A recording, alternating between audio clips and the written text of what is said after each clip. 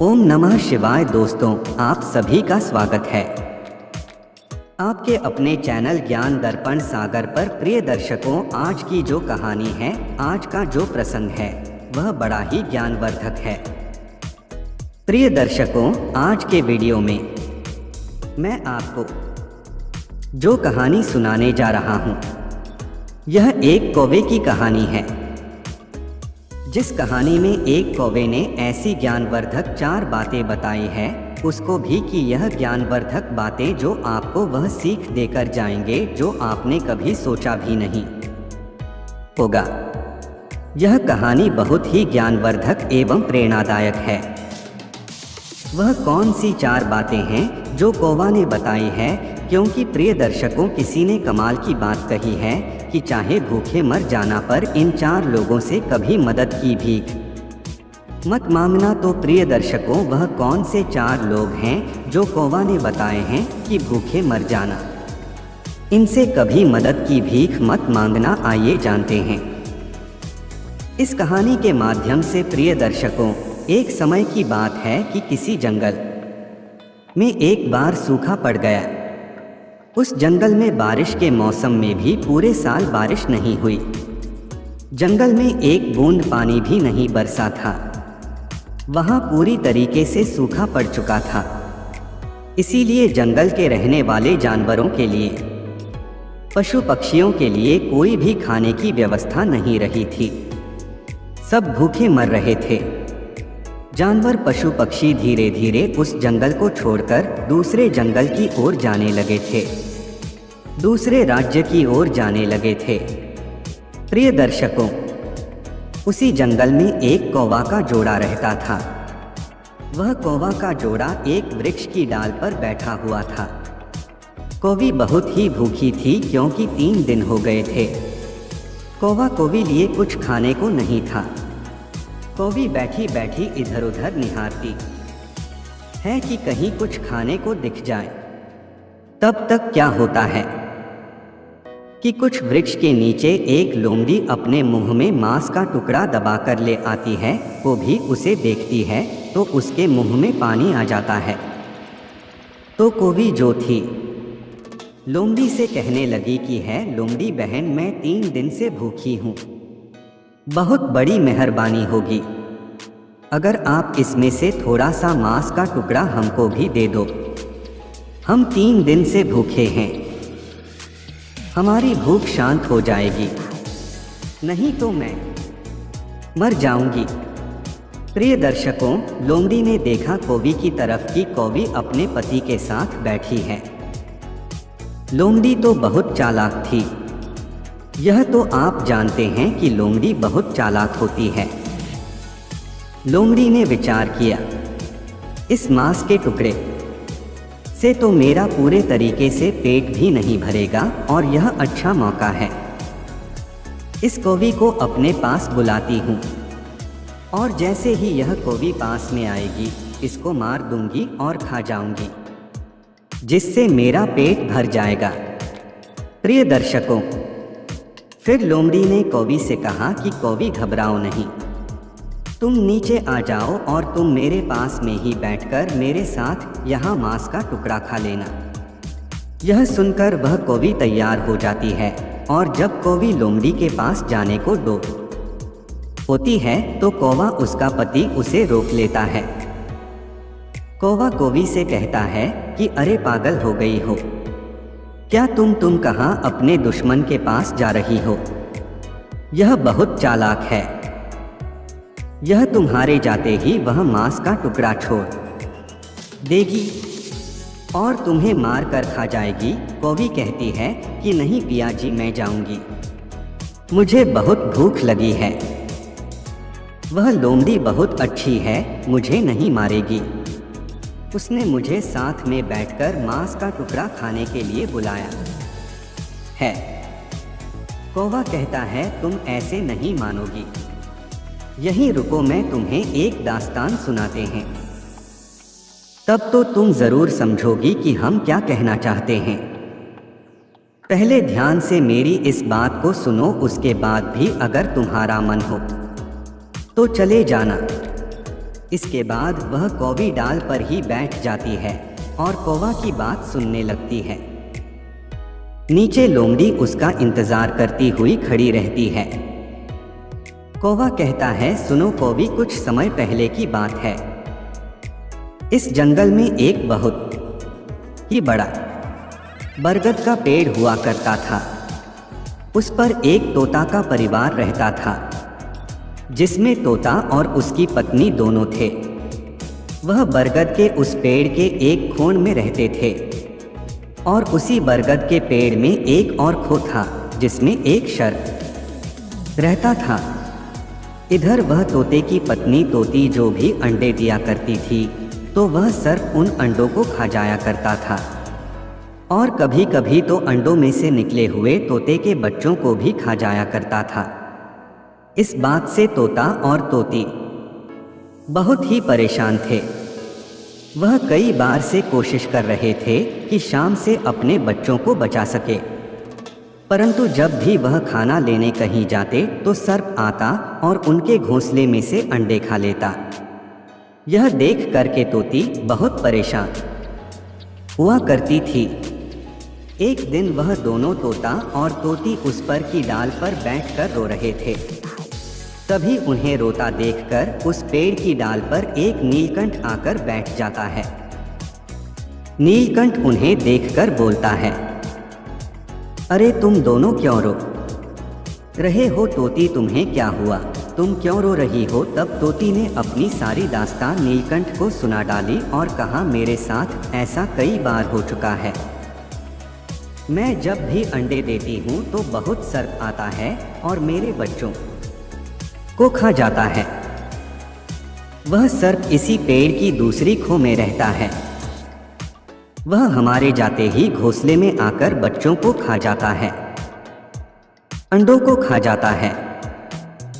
मुझे यह देखकर बड़ा दर्द होता है। तोती कहती है, हम दोनों आखिरकार भी क्या सकते हैं?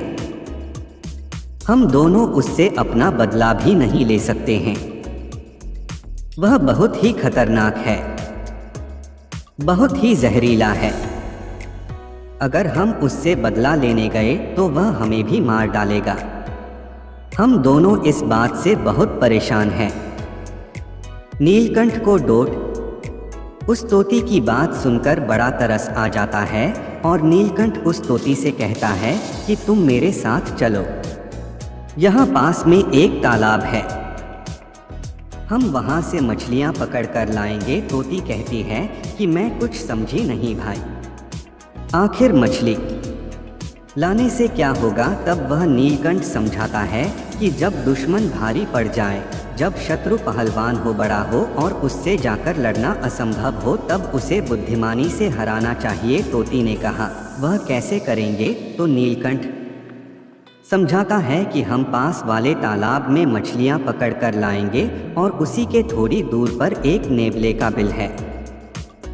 हम वहां मछलियां नेवले के बिल के दरवाजे पर डाल देंगे और ऐसे ही करते करते नेवले के बिल से लेकर शाम के खोन तक मछलियां रख देंगे।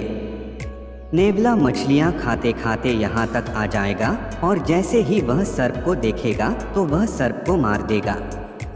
इससे तुम्हारा शत्रु मर जाएगा और तुम्हारे बच्चों को किसी से भी खतरा नहीं होगा। प्रिय दर्शकों, तोती ने जब नीलकंठ की यह बातें सुनी तो उसे पूरा भरोसा हो गया कि इस तरीके से उसका दुश्मन खत्म हो सकता है। तोती बिना समय बर्बाद करे अपने पति तोता को लेकर नीलकंठ के साथ नदी की तरफ जाती है और वहां से वह तीनों मछलियां उठाकर नेवले के बिल के बाहर से रखना शुरू कर देते हैं और आखिरी मछली सर्प के बिल के बाहर छोड़ देते हैं।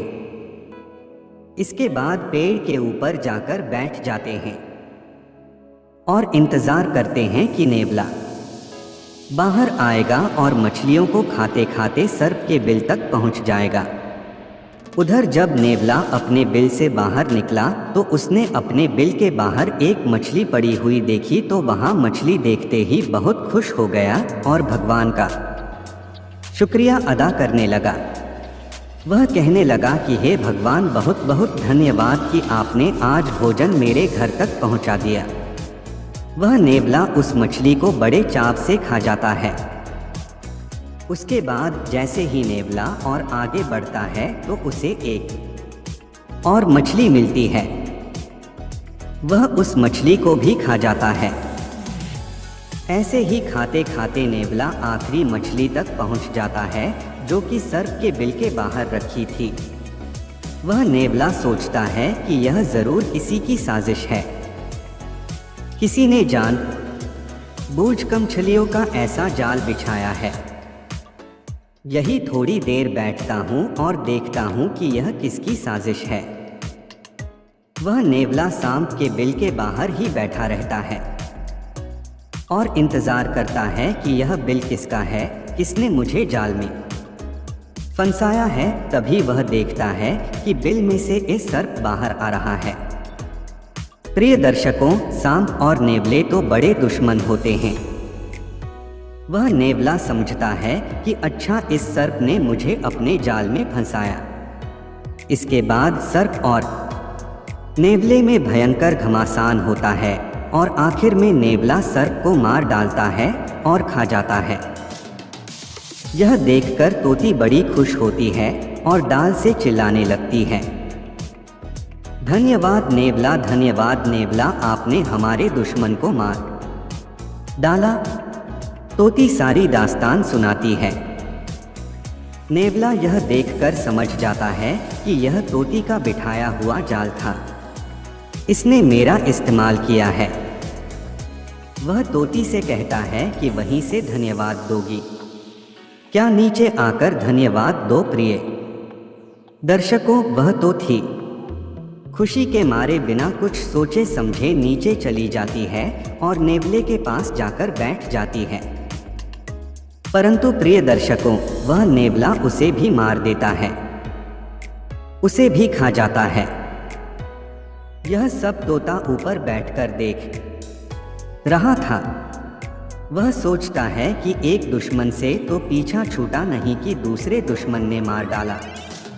दुश्मन से मदद मांगना बड़ा भारी पड़ा। यही बात समझाता हुआ कौवा कौवी से कहता है कि वह दोनों एक दुश्मन से तो बच गए, परंतु दूसरे दुश्मन के चंगुल में जा फंसी वह तोती दुश्मन से मदद मांगने के चक्कर में मारी गई। उसने दुश्मन पर भरोसा कर लिया। वह भूल गई थी कि नेवला दुश्मन है, यह हमको छोड़ेगा नहीं।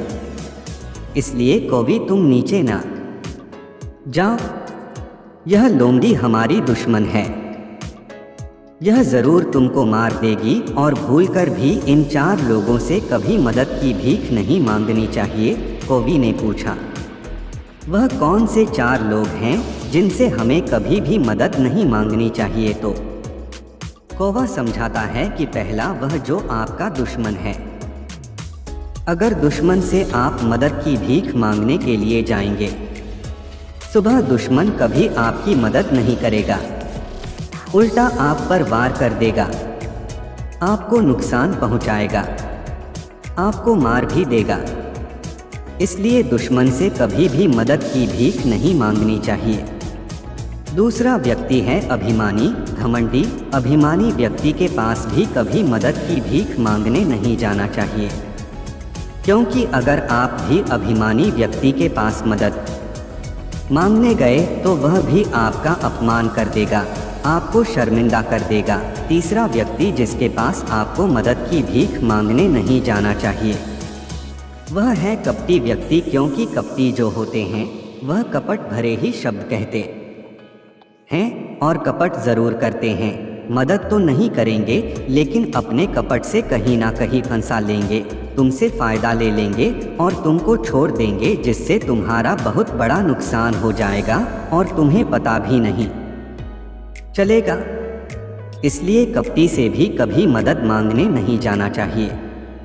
चौथा व्यक्ति जिससे मदद मांगने कभी नहीं जाना चाहिए वह है नशेबाज व्यक्ति, जो खुद तो मरेगा ही साथ में आपको भी ले डूबेगा। वह खुद होश में नहीं रहता, आपकी क्या मदद करेगा। नशेबाज व्यक्ति से मदद मांगने से अच्छा है कि आप भूखे मर जाना। कौवा कहता है, चाहे भूखे मर जाना। ऐसे 4 लोगों से कभी भी मदद की भीख नहीं मांगना। यह 4 लोग, पहला आपका दुश्मन, दूसरा अभिमानी व्यक्ति, तीसरा कपटी और चौथा नशेबाज व्यक्ति। प्रिय दर्शकों, कौवे की ऐसी बातें सुनकर कौवी समझ जाती है कि मेरा पति कौवा सच बोल रहा है और वह नीचे नहीं जाती है और लोमड़ी वहां से चली जाती है। प्रिय दर्शकों, यह कहानी हमें यही सीख देती है, चाहे भूखे मर जाना, इन 4 लोगों पर कभी भरोसा मत करना, कभी इनसे मदद की भीख नहीं मांगना। अगर आप ऐसे लोगों से मदद की भीख मांगने गए जो आपके दुश्मन हैं, कपटी हैं, अभिमानी हैं, नशेबाज हैं, तो आपको मिलेगा तो कुछ नहीं, उल्टा आपका नुकसान हो जाएगा, आपका अपमान हो जाएगा, आपकी जिंदगी भी जा सकती है। प्रिय दर्शकों, यह थे कौवे के वचन जिससे हमें यह सीख मिली, कभी भी इन 4 लोगों से मदद नहीं मांगनी चाहिए। अगर आपको यह वीडियो पसंद आया हो तो लाइक करें, चैनल सब्सक्राइब करें, कमेंट में लिखें राधे राधे। धन्यवाद।